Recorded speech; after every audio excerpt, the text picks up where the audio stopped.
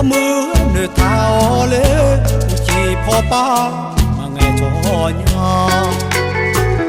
nghe cho mò na nó phò ba nghe lao lê yo ga yo yo cho nghe nó nè nghe cho tao mà chỉ phò ba chỉ không cho cả nghe là tan nung sa mà cho ngà nhiều lúa mà ya nghe ni nó nghe là nghe yo khó mà thì dễ ta na nếu mà theo mà ngỡ đề đi ra cho nia cái lệ cô yo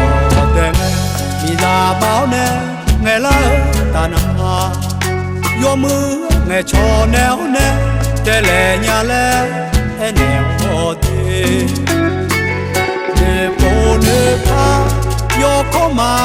mà cái ta na anh nhà gạo nè cho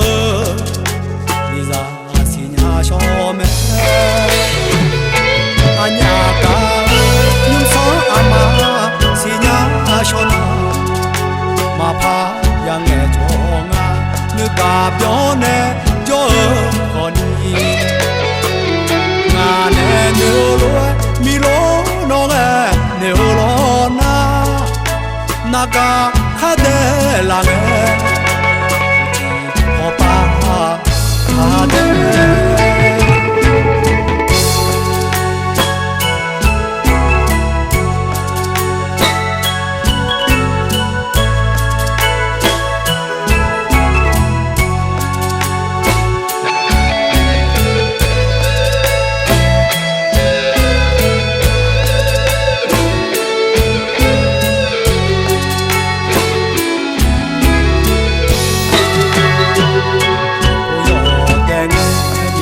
báo nè nghe lỡ ta na gió mưa nghe cho néo nè để lệ nhà lệ nèo thế nè bố nè pa gió khó mà cái ta na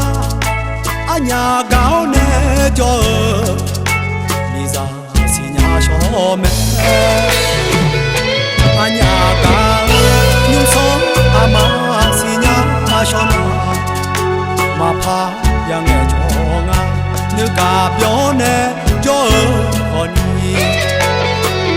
ngà nè nhiều lúa mi lúa nó nghe nhiều lo na